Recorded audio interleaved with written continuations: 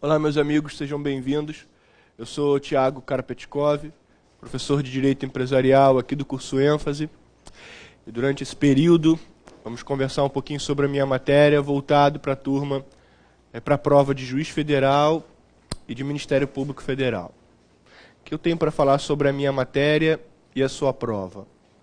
Cara, falando em Ministério Público Federal, eu acho uma das provas mais difíceis da minha matéria, junto com o Ministério Público do Estado de Minas Gerais e um pouco de PFN. Então nós temos um longo caminho pela frente. Analisando suas provas anteriores, eu percebo que o tema mais importante, sem dúvida alguma, dentro da minha disciplina, é a parte geral. Toda aquela questão de empresa, de empresário, de estabelecimento, que muita gente pensa que domina e por vezes não é uma verdade, sabe? Tem muito probleminha dentro dessa parte geral para a gente trabalhar. Dentro da parte geral, é aconselhável o estudo dos enunciados do CJF em Direito Empresarial. Eu te explico por quê. A segunda reunião do Direito Empresarial no CJF aconteceu na última semana de fevereiro de 2015. Eu participei, eu fui relator da Comissão de Parte Geral e Estabelecimento, e ao meu lado, por exemplo, estava o desembargador André Fontes, que faz parte da banca, vamos imaginar, de magistratura federal. A área federal, ela exige muito a parte geral da minha matéria. Só que não é uma exigência boba, abstrata, é o aprofundamento dessa parte geral. Então, sem dúvida alguma, logo no início do nosso curso, estou dizendo a vocês, sabe aquela história de parte geral? Que todo mundo acha que sabe? Empresa, empresário, estabelecimento? Pois é, ela pode ser muito aprofundada e é isso que a área federal costuma fazer. Então nós temos que estudar a parte geral com concentração. Junto a isso, enunciados do CJF, então eu formo uma bela base de parte geral. O segundo ponto importante da sua prova é a questão societária, que está próxima ali à parte geral, sabe?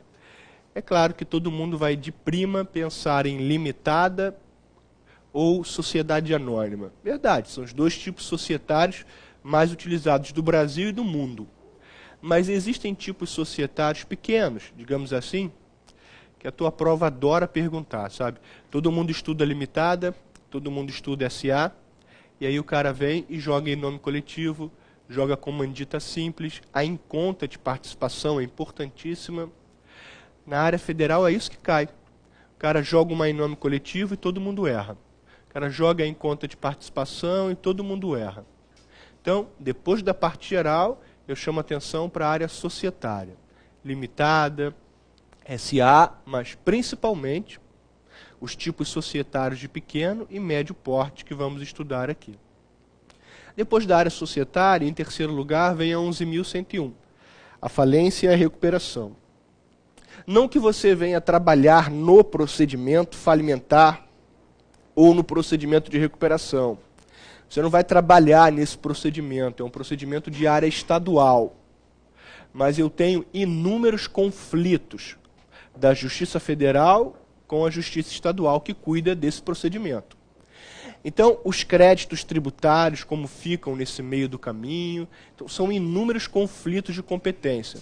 Qual é a abordagem que devemos ter para o procedimento de falência e recuperação? É você dominar a parte geral da falência ou da recuperação e, em seguida, a análise de procedimentos específicos que vão cair na área federal, que são os conflitos de competência e tudo mais. Importante pra caramba também a 11.101, com sua parte geral e com os conflitos com a Justiça Federal, sem dúvida alguma. Depois disso, títulos de crédito e ainda no finalzinho a gente vai dar uma analisada na propriedade industrial.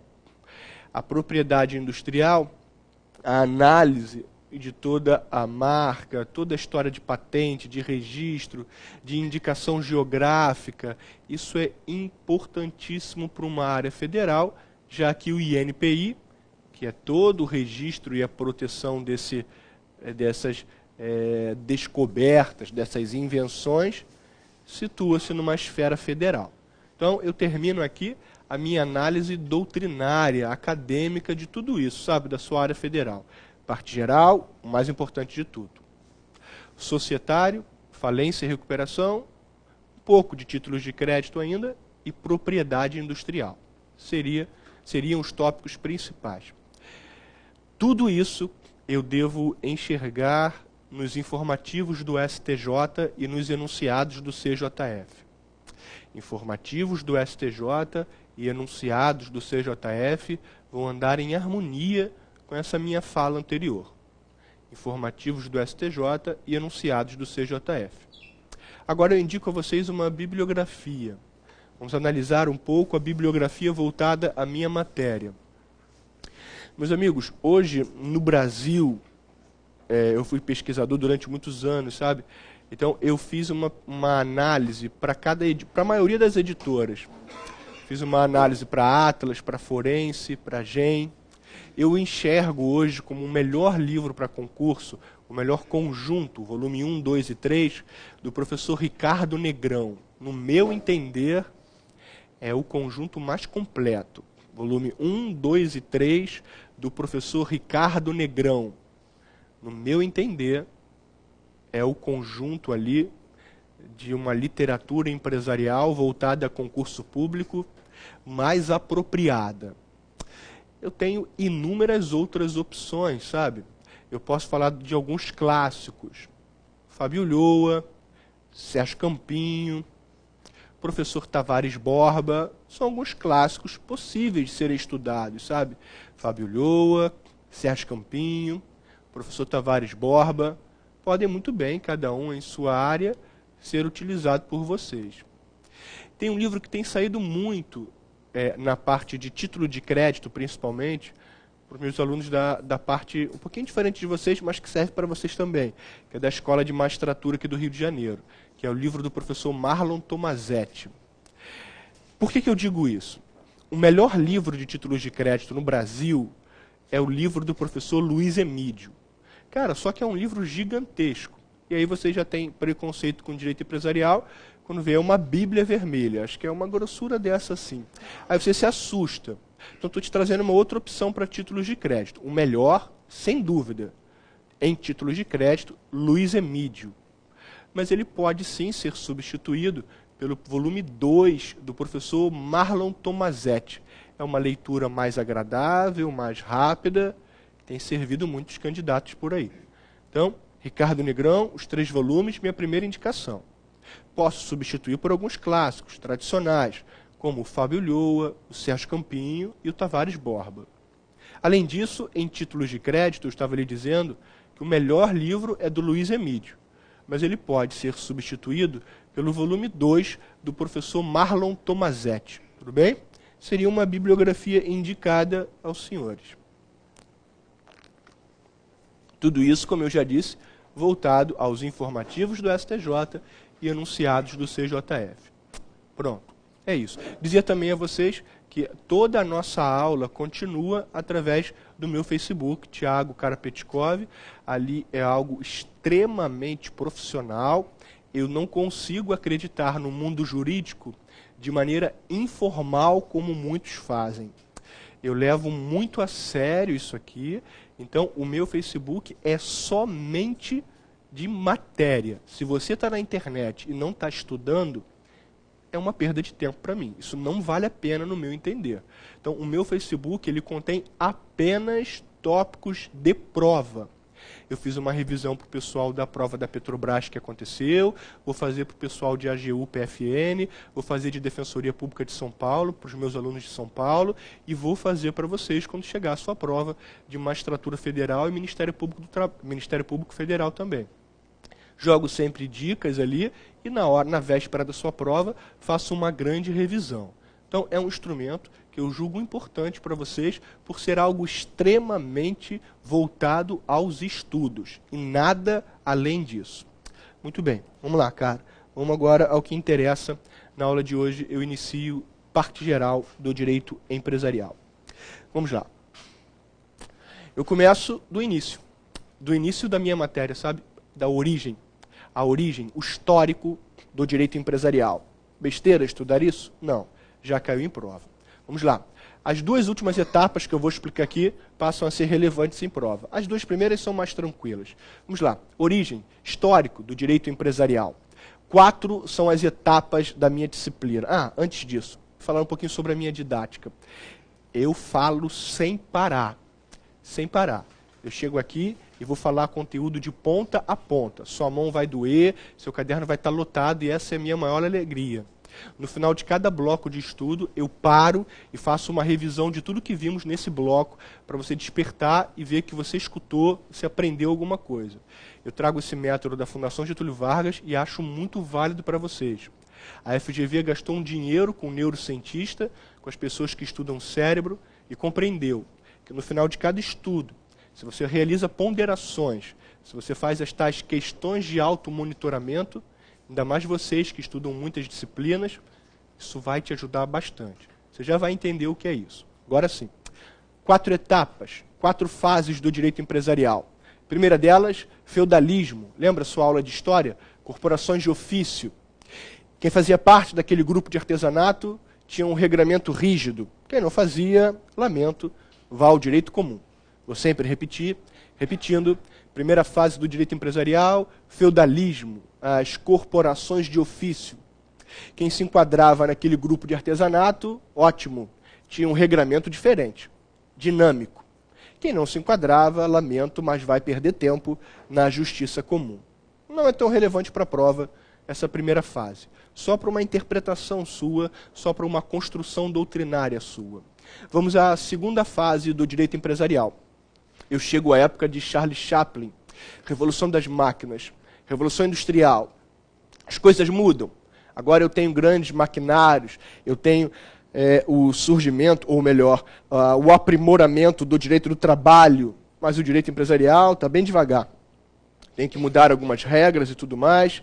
Essa é a segunda fase do direito empresarial, época de Charles Chaplin, Revolução das Máquinas, Revolução Industrial. As coisas começam a se alterar no mundo econômico. Essas duas primeiras fases, como eu estava lhe dizendo, não são tão relevantes em prova. Feudalismo, corporações de ofício, grupo de artesanato. Depois, Charles Chaplin, Revolução Industrial, Revolução das Máquinas. Agora sim, terceira fase do direito empresarial. Eu chego na França, eu chego no Código Napoleônico. Pela primeira vez, minha matéria torna-se uma disciplina, o chamado direito comercial. Repetindo, terceira fase do direito empresarial, chego na França, no Código Napoleônico. Pela primeira vez, minha matéria torna-se uma disciplina, o chamado direito comercial. Aqui, eles adotavam uma teoria, sabe? A teoria dos atos do comércio. Vou explicar melhor.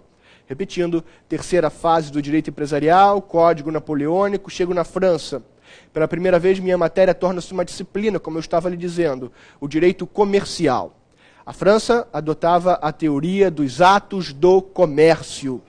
A história é a seguinte: eu tenho uma lista de atividades, uma lista taxativa de atividades.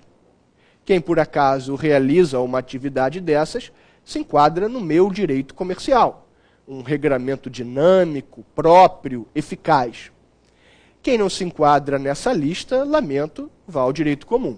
Repetindo, França, pela primeira vez minha matéria torna-se uma disciplina, o direito comercial. Estava dizendo que ela adotava a teoria dos atos do comércio.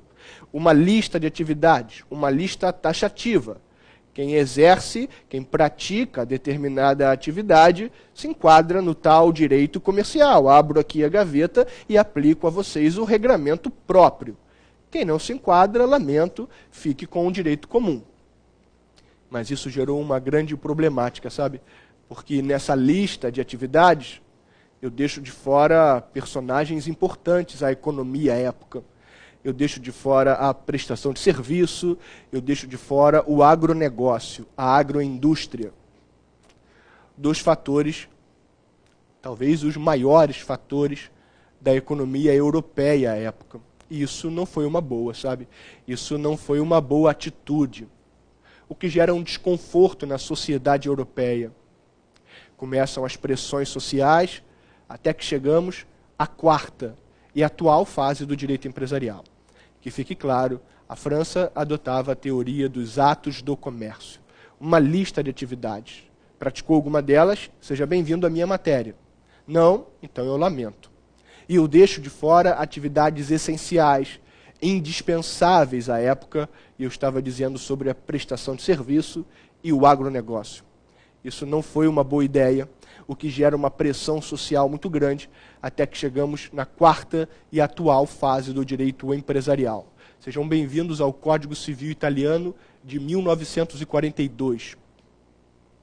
Quarta e atual fase do direito empresarial, Código Civil Italiano de 1942. A história muda, sabe? A história muda bastante nessa época. Para muitos, um código excepcional. Para outros, não. Para outros, um código fascista, devido à época que a Itália vivia. Não importa. É isso que temos que estudar. Repetindo, quarta fase do direito empresarial, 1942, Código Civil Italiano. Para muitos, uma excelente norma, perfeita, técnica. Para outros, não. Para outros, uma norma fascista, imprópria e outros adjetivos não tão legais para essa norma. A história muda bastante, porque agora eu não aplico mais a teoria dos atos do comércio. Agora eu aplico uma outra teoria. Eu aplico o direito empresarial não diante de uma lista de atividades taxativa, mas eu aplico o direito empresarial diante de um conceito. Quando eu estiver diante do conceito de empresa, daí o nome, eles adotam a teoria da empresa. Repetindo, agora eu não tenho mais uma lista de atividades. Agora eu adoto as minhas regras, as minhas normas, não diante dessa lista, como eu estava dizendo, mas diante de um conceito, o conceito de empresa. Teoria da empresa é o que adota o Código Civil Italiano. Pois bem, teoria da empresa. Eu aplico minhas regras diante do conceito de empresa. Mas qual é o conceito de empresa? Bem, agora não é a hora de estudar isso. Eu estou nos fatores históricos. Ainda não estou nessa parte. Eu estou apenas na área histórica. Daqui a pouco vamos definir o que é empresa. Eu estou apenas deixando claro que a teoria adotada no Código Civil Italiano é a teoria da empresa. Eu aplico minhas regras quando eu estiver diante do conceito de empresa e não mais numa lista de atividades. Continuando. Vejam, o Brasil copia o Código Civil Italiano. Para dizer a verdade, a minha matéria tem origem na Itália, exceto sociedade limitada, que é portuguesa, sociedade anônima, que é norte-americana. Mas fora isso, a minha matéria toda, ela é fundada no direito italiano. O que eu estou dizendo aos senhores é que o direito nacional adota também a teoria da empresa. O que eu estou lhe dizendo é que o direito nacional copia o Código Civil Italiano e disso vem uma questão de prova oral de magistratura federal. Entenda a pergunta feita pela sua banca de magistratura federal. Senhor candidato, muito bem, eu entendi a parte histórica que você vem explicando até aqui. Você está me dizendo que o Brasil está nessa última fase agora. Isso, que o Brasil adota a teoria da empresa, igual ao Código Civil Italiano. Senhor candidato, se eu abrir agora o Código Civil Italiano, eu vou verificar que ele é dividido em 3 grandes grupos. Ali vai estar descrito direito civile, direito comerciale e direito do lavoro. Perceba, senhor candidato, que o Código Civil Italiano, ele unifica o direito privado. Dentro do mesmo código, eu tenho o direito civile, comerciale e do lavoro. Eu estou unificando o direito privado, pois a minha pergunta é justamente essa. O Código Civil Italiano unificou o direito privado. E você estava dizendo que nós copiamos o Código Civil Italiano. Então eu gostaria de saber, o Código Nacional, ele unificou o direito privado? Pergunta de prova oral de magistratura federal.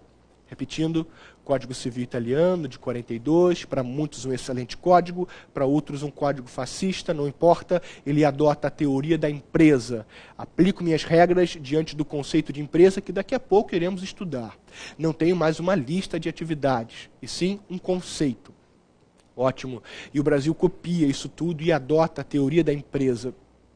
O Código Civil Italiano unificou o direito privado, direito civil, comercial e trabalhista, todos numa mesma regra, num mesmo código. A pergunta é, se ao copiarmos o direito italiano, também unificamos o direito privado. É claro que não.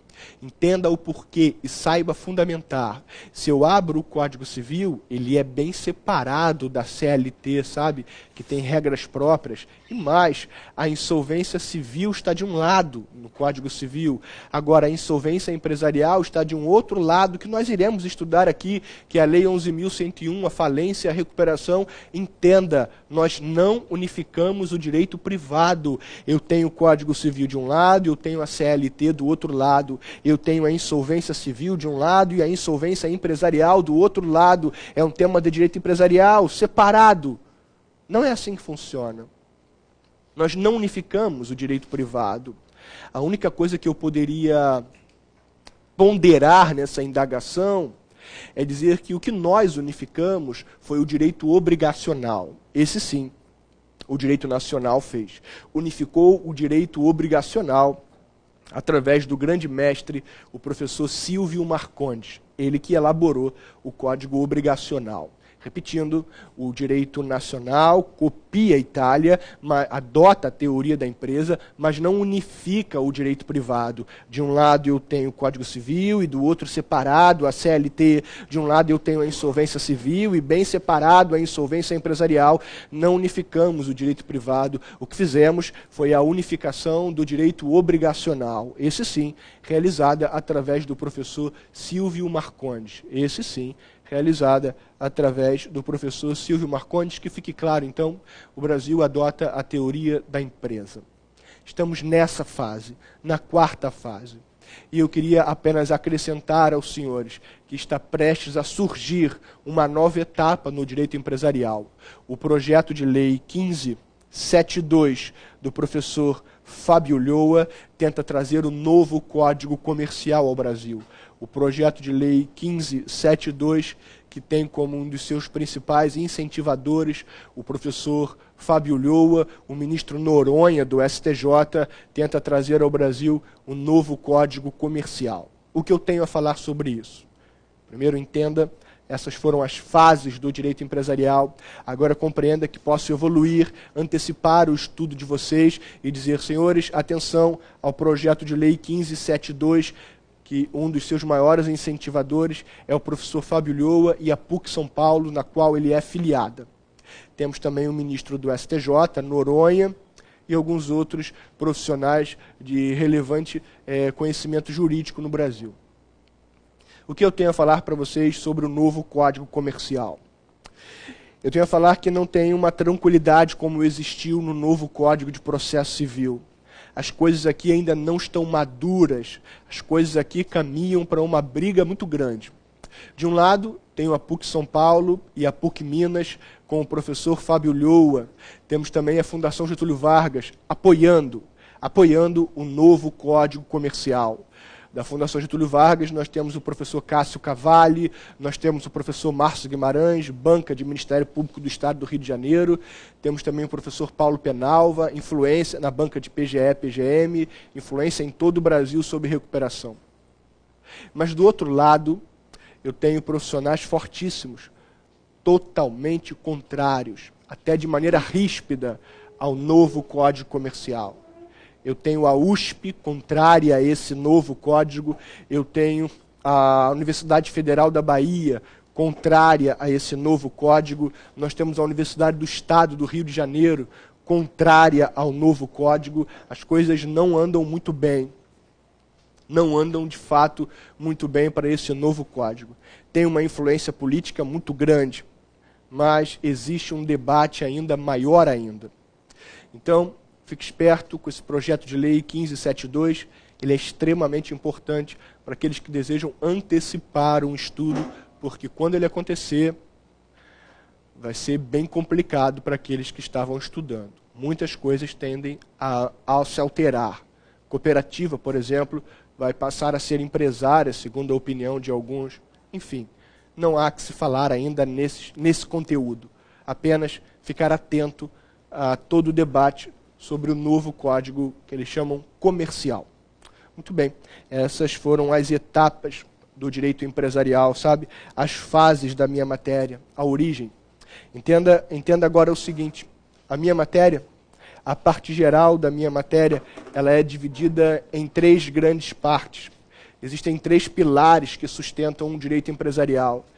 Pilares que para qualquer outra prova seriam abstratos, fracos, mas para a prova de vocês, para a prova de área federal, é o ponto mais importante.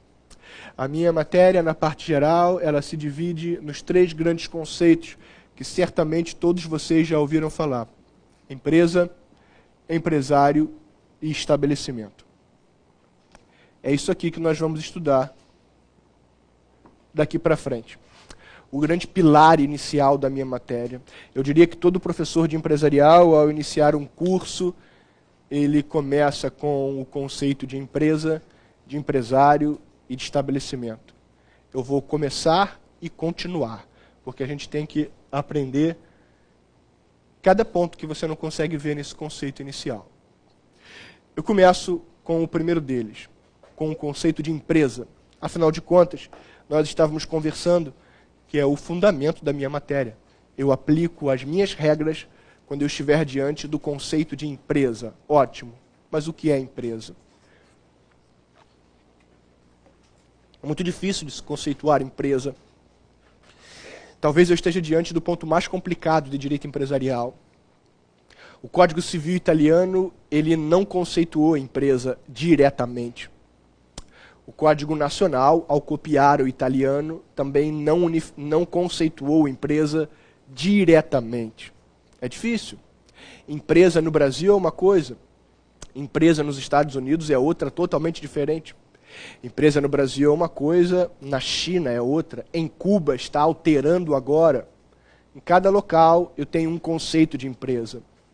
Internamente, aqui no Brasil, a minha matéria traz um conceito de empresa, onde previdenciário traz outro conceito, onde trabalhista traz outro conceito, onde tributário traz outro conceito. É difícil pra caramba lhe explicar qual o conceito de empresa, porque, na verdade, eu não tenho um conceito apropriado. O que eu consigo é mostrar na lei indiretamente isso. A lei vai indiretamente nos trazer o conceito de empresa. Sabe esse tripé que eu estava falando? Pois a segunda parte dele, aqui o conceito de empresário, está no artigo mais importante da minha matéria, no 966 do Código Civil. O 966 diz assim: considera-se empresário, está vendo? O dispositivo explica o segundo pilar, empresário. Considera-se empresário, mas eu vou lhe dizer, é ali que vai estar o conceito de empresa. Indiretamente, no artigo que explica empresário, eu vou encontrar o conceito que eu quero. O 966 diz: considera-se empresário quem exerce empresa, quem exerce atividade econômica estruturada, complexa, tá bom, como todos dizem, organizada, pronto. Empresa é isso. Empresa é atividade econômica estruturada, complexa, organizada. É isso que interessa para a minha matéria. Caso contrário, por favor, fique com o direito civil. A minha matéria vai se importar com essa complexidade, essa atividade econômica, que significa o lucro. Atividade econômica, que significa lucro, só que uma atividade bastante complexa, estruturada, organizada. Isso é empresa no Brasil, na minha matéria. Atividade econômica complexa, estruturada, organizada. Passado esse ponto, que talvez todos conheçam, eu quero refletir um pouco mais. Queria lhe dizer o seguinte: será que você consegue compreender que empresa é algo abstrato? Eu vou na empresa. Não vai. Você vai na loja. Empresa é atividade. Não posso tocar nela. Onde ela mora? Eu não sei. Qual o nome dela? Não sei.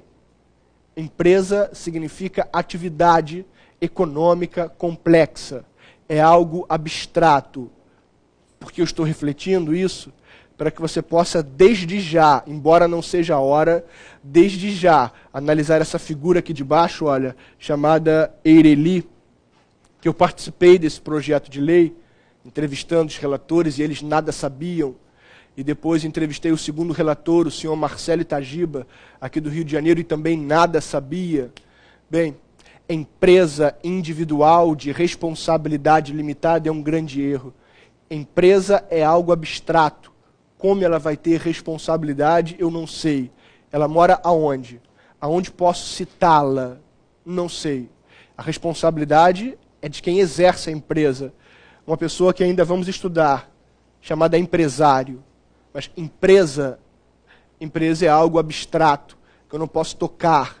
Ela não tem nome, ela não tem local de moradia, ela não tem patrimônio, e ela não tem local de citação, e ela não pode contratar um advogado.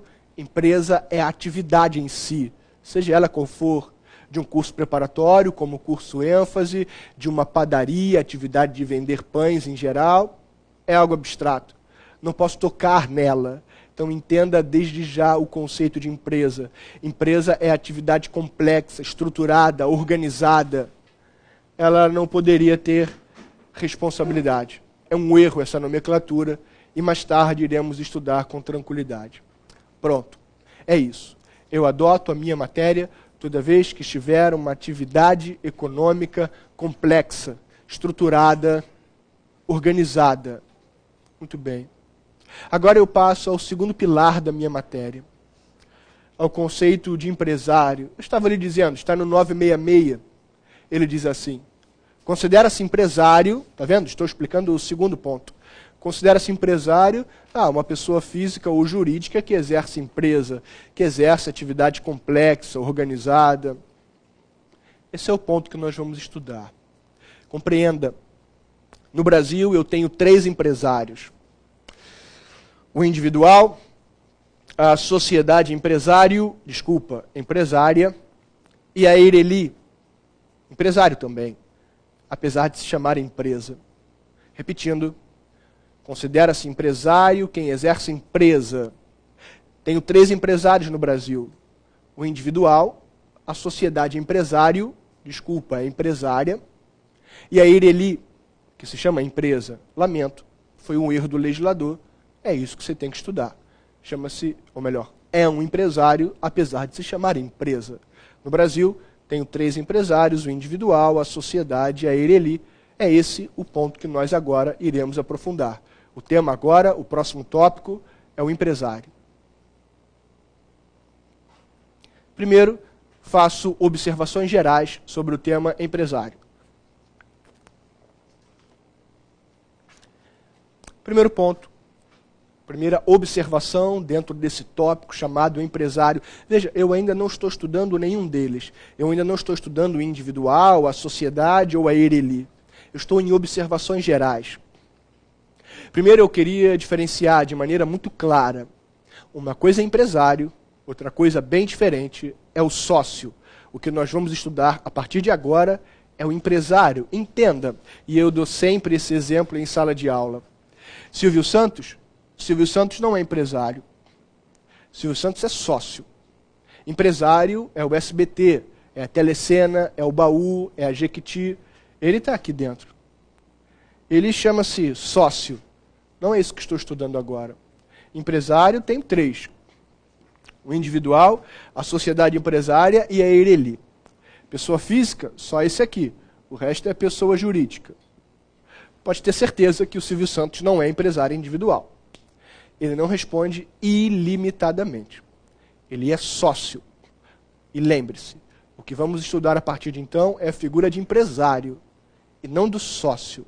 Que fique claro, empresário é uma coisa, sócio é outra. Repetindo, eu estava lhe dizendo que Silvio Santos é sócio, não empresário. Empresário, nesse meu exemplo, é a sociedade empresário. Ele não. Ele é sócio. Essa foi minha primeira observação. Empresário é bem diferente de sócio. Continuando, mais uma observação. Agora, deixo claro que cooperativa não é empresário. Cooperativa tem natureza de sociedade simples. E aqui no meu desenho, a única sociedade que eu pretendo estudar é a empresário, não a simples. Repetindo, a cooperativa não é empresário. A cooperativa tem natureza de sociedade simples. E falar de sociedade, na minha matéria, por favor, trate apenas da empresária. O resto fique com o direito civil. Repetindo, cooperativa não é empresário. Cooperativa tem natureza de sociedade simples. Vamos a mais uma observação. A primeira foi diferenciar empresário de sócio. A segunda foi mostrar aos senhores que cooperativa não é empresário. A terceira observação é dizer a vocês que a sociedade de advogados tem natureza, no estatuto da OAB, pelo lobby da OAB, tem natureza de sociedade simples. Também não é empresário.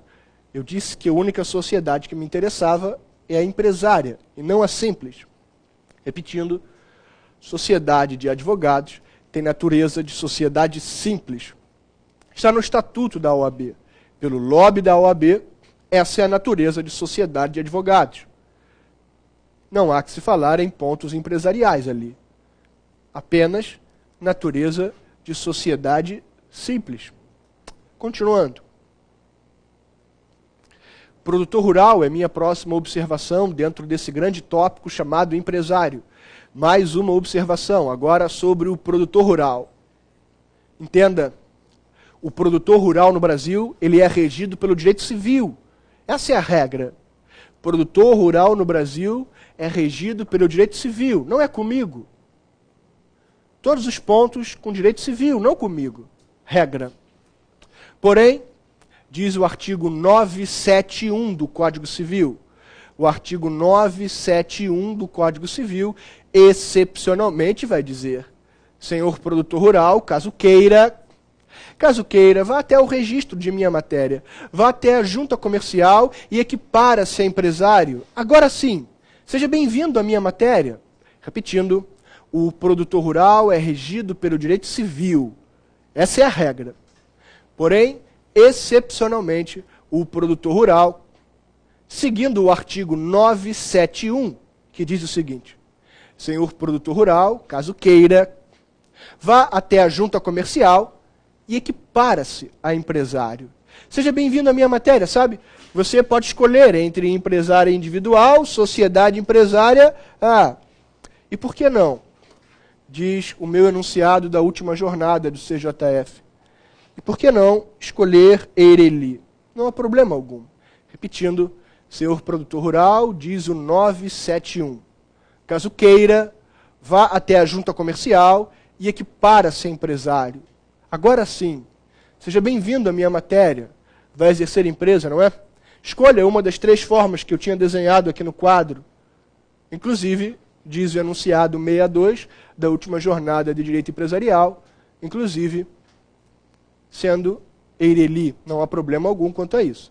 Diz o enunciado de número 62 do CJF, Jornada de Direito Comercial, a segunda. Muito bem, observações sobre empresário. A diferença de sócio, a diferença para a cooperativa, de sociedade de advogados, agora do produtor rural. Agora reflita um pouco. Por que estudar isso? Por que colocar no meu caderno observações gerais sobre empresário? Por que compreender se um sujeito é empresário ou não? Senhores, isso influenciará demais nos seus reflexos de prova. Entenda, compreender que alguém é empresário significa adotar a minha matéria. Se eu chego no final da minha conclusão e digo que aquela determinada pessoa é um empresário, bem, o registro é a junta comercial e não o RCPJ, Registro de Direito Civil. A insolvência é a insolvência empresarial, a 11.101, e não a insolvência civil. São inúmeros reflexos. Eu apenas citei 2, a área registral e a área de insolvência. Repetindo, é claro, entenda o porquê de ter que analisar se alguém é empresário ou não. Ora, se eu concluo que determinada pessoa é empresário, seja bem-vindo à minha matéria. O seu registro é a junta comercial e não o registro civil de pessoas jurídicas. Se eu concluo que é empresário, a insolvência é a minha, falência e recuperação, da Lei 11.101. Caso contrário, fique com a insolvência civil. Há uma diferença muito grande entre esses dois. Aplicar as minhas regras ou não. Que fique claro. Muito bem. Agora, terminando o nosso bloco. Um dos artigos que mais cai em área federal é o parágrafo único do que estamos estudando. Parágrafo único do 966, pois ele vai nos ensinar o seguinte. Meus amigos, o profissional da ciência, da arte, da literatura, o intelectual, esse cara é muito pequeno para a minha matéria, diz o soberbo legislador de direito empresarial. Esse pessoal não tem complexidade para fazer parte da minha matéria. Não tem um lucro, talvez, suficiente para fazer parte da minha matéria, diz o soberbo legislador de empresarial. O profissional da ciência, da arte, da literatura, o intelectual, esse cara não faz parte da minha matéria. Salvo uma coisa chamada elemento de empresa, um ponto que muitas das vezes cai em prova e poucos dominam. Repetindo, o profissional da arte, da ciência, da literatura, intelectual, esse cara não faz parte da minha matéria, salvo se constituir um mero elemento de empresa, diz o 966, parágrafo único. Vamos compreender o que é isso. E a compreensão da literatura empresarial, nesse ponto, se faz através de exemplos. Eu vou trazer também o meu exemplo clássico de sala de aula. Imagine o seguinte, Marcos Frota. Marcos Frota, ator da Rede Globo, que tem o seu circo. Imagine o Marcos Frota num sinal, no semáforo, no farol, enfim. Ele está ali fazendo uma atividade circense, atividade artística, está ali. Abre o sinal, ele tira o chapeuzinho e passa para todo mundo e ganha aquele dinheiro. Está vendo esse cara? Esse cara não se enquadra na minha matéria. É pequeno demais, diz o 966, parágrafo único. Salvo se constituir uma coisa chamada elemento de empresa. É isso que tento lhe mostrar agora. Tiro o Marcos Frota do sinal e jogo ele dentro do seu circo. Ali eu tenho inúmeros outros artistas. Ali eu tenho o pessoal da contabilidade, da logística, da limpeza, advogados, publicitários. Cara, ali o Marcos Frota é um mero elemento de uma complexidade em tanto. Pera lá. Não é de prima que eu vou chamá-lo de empresário. Vamos com calma. Vamos com calma porque dentro daquele circo ele pode ser um funcionário contratado, direito do trabalho, não é comigo. Ou dentro desse circo ele pode ser sócio. E lembra, sócio não é empresário. Mas se ele estiver de frente, sozinho, sendo responsável por aquilo tudo, aí sim, excepcionalmente, posso lhe chamar de empresário. Nesse caso, será individual, mas posso. Esse é o primeiro exemplo. Vou trazer mais um exemplo antes de repetir. Imagine, 966, parágrafo único, diz o pessoal da literatura, por exemplo, não se encaixa na minha matéria. Imagine um escritor no alto da montanha com seu laptop escrevendo ali o seu livro. Esse cara é pequeno demais. Esse cara não se enquadra na minha matéria, diz o 966, parágrafo único. Salvo se constituir uma coisa chamada elemento de empresa. É o que vou fazer. Vou tirá-lo do alto da montanha e vou colocar dentro de uma mega editora. Ali eu tenho umas 30 autores. Ali eu tenho o pessoal do português, do marketing, da limpeza, da logística, da publicidade, do designer, da contabilidade. Esse escritor, nessa editora, é um mero elemento de uma grande complexidade, se é que posso falar assim. E aí ele já é empresário? Não, calma. Ele pode ser um simples funcionário. E aí é direito do trabalho, não é comigo. Ele pode ser um sócio. Sócio não é empresário. Mas se ele estiver sozinho, sendo dono disso tudo, aí eu posso sim chamá-lo de empresário individual. Compreendem o que digo? É algo excepcional isso aqui. Ele constitui um mero elemento de empresa. E o que é empresa mesmo? Complexidade, estrutura. Nessas duas hipóteses, esses profissionais, um mero elemento disso tudo, de um circo, de uma editora, aí dá licença porque passa a me interessar, passa sim a fazer parte da minha matéria. É algo excepcional. Ótimo. 5 minutos que tem para terminar esse bloco, largue seu caderno, largue seu computador, eu mostro a você o que estudamos que estudamos nesse bloco. Pessoal do online, saio da sua frente para que você possa visualizar o slide. Entenda, esse é o papel mais importante da nossa aula. É mostrar que mesmo cansado, ou mesmo não gostando da minha matéria, você escutou e alguma coisa você aprendeu. E agora, então, eu resumo tudo que nós vimos. Vejam, estava explicando a vocês no início a origem do direito empresarial.